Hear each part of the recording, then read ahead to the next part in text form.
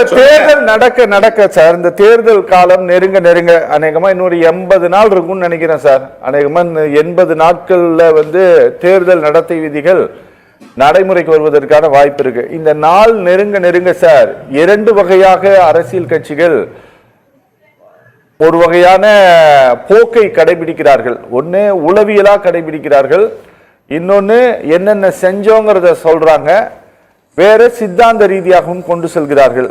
ஏடிஎம்கேவை பலவீனப்படுத்துவதற்கு, சைக்கலாஜிக்கலா பலவீனப்படுத்தக்கூடிய காரியத்தில் டிஎம்கே இறங்கி இருக்கா சார்? அது அவசியமே இல்லைங்க. சைக்கலாஜிக்கலாவே இல்ல, நிரந்தரமாகவே உண்மையாகவே அதிமுக தான் சிதறி கிடக்கிறது. எல்லாரையும் டெல்லிக்கு வரவழைச்சு அமித்ஷா தான் பஞ்சாயத்து பண்ணக்கூடிய இடத்தில் தான் இன்றைக்கு அதிமுக இருக்கிறது. அவர்களை போய் உடைக்கிறதுக்கும் அவங்கள போய் பிரிக்கிறதுக்கும் எங்களுக்கு என்னங்க வேலை இருக்குங்க? எங்களுக்கு நிறைய வேலை இருக்குங்க. எங்களுக்கு நிறைய வளர்ச்சி திட்டங்களை கொடுக்க வேண்டி இருக்கு. ஏற்கனவே சிதறி கிடக்கிறவங்களை எதுக்கு நோகடிக்கணும்?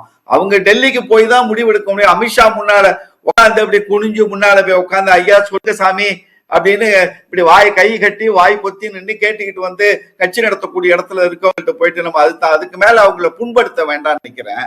இதுல வழக்கம் போல் இவர்கள் புரிந்து கொள்வதற்காக பேசுவதா இல்ல மக்கள் தெரிந்து கொள்வதற்காக பேசுவதா என்பதுல எனக்கு எப்பவுமே குழப்பம் இருக்கு.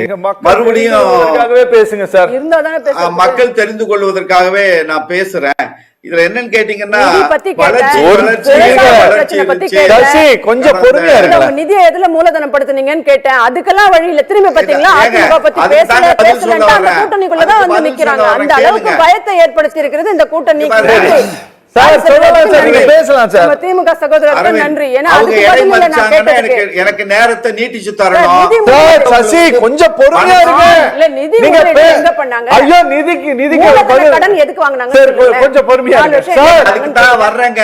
ஒரு 4 கேள்விக்கு பதில் சொல்றது அமைதியா இருங்க.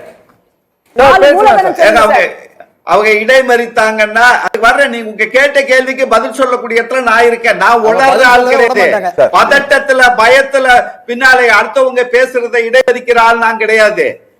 எதுக்கு இடைமறிக்கிறீங்க? அடுத்தவங்க சொல்றதை கேட்கக்கூடிய ஒரு பொறுமையற்று இருக்கிறவங்க யாருக்கு இருக்கும் தெரியுமா? ஒண்ணுமே சப்ஜெக்ட் இல்லாம எதையாவது பேசணும் உடலுங்கிற இடத்துல வர்றவங்களுக்கு அது பயம் பாருங்க. நேரத்தை கடத்துறாரு பாருங்க. கொஞ்சம் பொறுமையா இருங்க. அது இல்ல இது ஒரு புது டெக்னிக்கா திமுக உங்களுக்கு?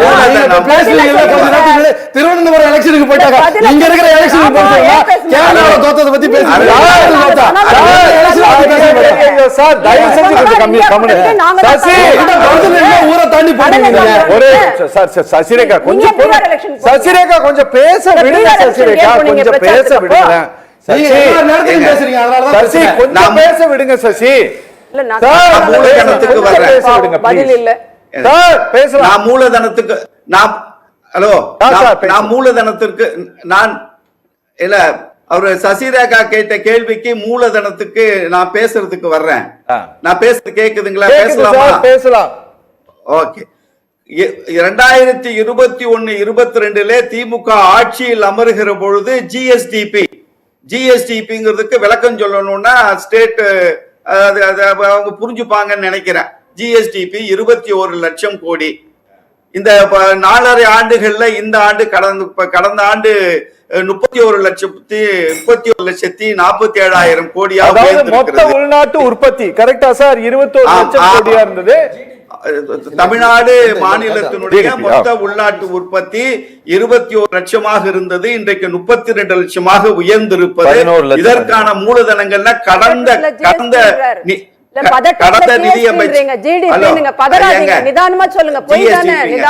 அரவிந்த் அவங்களை கொஞ்சம் வாயை மூட சொல்லுங்க.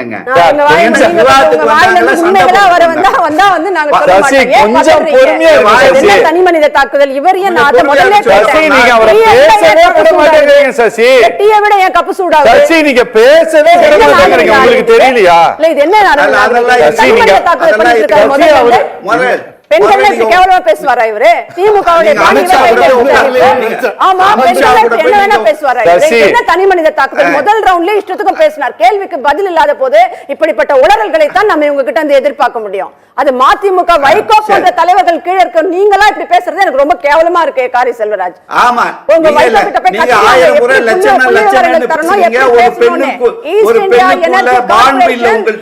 கையெழுத்த போட்டு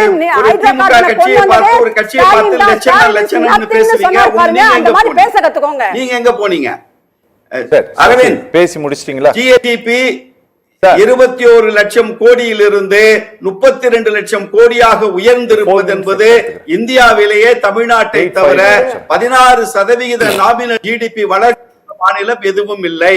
கடந்த நிதியாண்டுல இந்தியாவிலேயே எந்த மாநிலமும் ஒதுக்காத இன்ஃப்ராஸ்ட்ரக்சருக்கு மட்டும் 58,000 கோடி, ஒட்டு மொத்தமாக இந்திய ஒன்றியம் ஒதுக்கியது 1,17,000 கோடி தான் இந்தியாவுக்கே.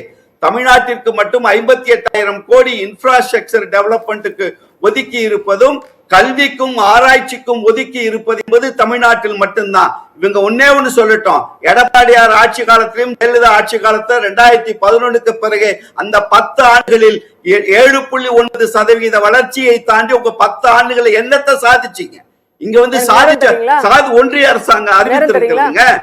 ஒன்றிய அரசாங்கம் குறித்திருக்கிற புள்ளி விவரம். இரண்டாவது, வரவு செலவுக்கு இடையிலான அந்த வேறுபாட்டை, அந்த விகிதாச்சாரத்தை 30,000 கோடி ரூபாய் 61,000 கோடியிலிருந்து 30,000 கோடி ரூபாயை குறைத்திருப்பது ஒரு நாட்டினுடைய பொருளாதார வளர்ச்சி இல்லையா?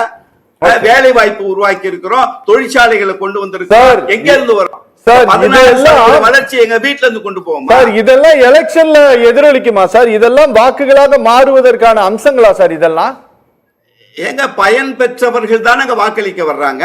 ஓகே, 2 நிலைகளில் மக்களை தயார் செய்யணும். ஒன்று, அரசாங்கம் செய்திருக்கிற சாதனைகள் மூலமாக வாக்குகளை பெறுவது. இரண்டாவது, கொள்கை ரீதியாக சிந்திப்பவர்களுடைய வாக்கை பெறுவது. இது ரெண்டும் வந்து அதை நிலைநிறுத்த வேண்டியதுதான் ஒரு திராவிட இயக்கங்களுடைய கடமை. அந்த கடமையை செய்யறோம். நான் பேசுவது என்பது என்னை பேச விடாமல் தடுக்க முயற்சி செய்தார்களே தவிர 16% 7.9க்கு மேல 10 ஆண்டு அதிமுக ஆட்சியில் நீங்க வளர்ச்சிங்கிற புள்ளி விவரத்தை கொடுத்துட்டீங்கன்னா நீங்க என்ன சொன்னாலும் ஒண்ணுமே பண்ணல. 8% வளர்ச்சி அடையாத நீங்க குரல் கொடுத்து பேசுகிற பொழுது 16% வளர்ச்சி இல்ல சசி, நீங்க இப்படி சொல்லக்கூடாது. இல்ல நீங்க இப்படி சொல்லக்கூடாது.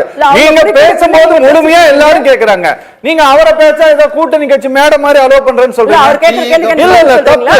இல்ல அவர் எங்க அவ்வளவு நேரம் பேசினாரு? அவர் 2 நிமிஷம் 3 நிமிஷம் தான் பேசினாரு. அப்ப எனக்கும் அந்த டைம் கொடுங்க. நீங்க 8 நிமிஷம் பேசுறீங்க சச்சி. ரெண்டாவது சுற்றுல நீங்க யாரையுமே பேச விட மாட்டேங்கறீங்களே சார். நீங்க சொல்லுங்க, பேசுவார் அமைதியா இருக்க முடியுமா? அவர் பேசுறாரு அமைதியா இருக்கீங்க. நீங்க வேற யாரு பேசினாலும் அமைதியா தானே இருந்தோம், கேட்டுட்டு இருந்தோம். பொய்யா சொன்ன ஒரே ஒரு விஷயம் தான். கடந்த 10 ஆண்டுகள் அதிமுக ஆட்சியிலே ஒரு சாதனையும் செய்யாமல் இருப்பவர்கள் பொய்யாக பேசுவதற்கு தயங்காத போது உண்மையாக சாதித்த நாங்கள் ஏன் தயங்க வேண்டும்?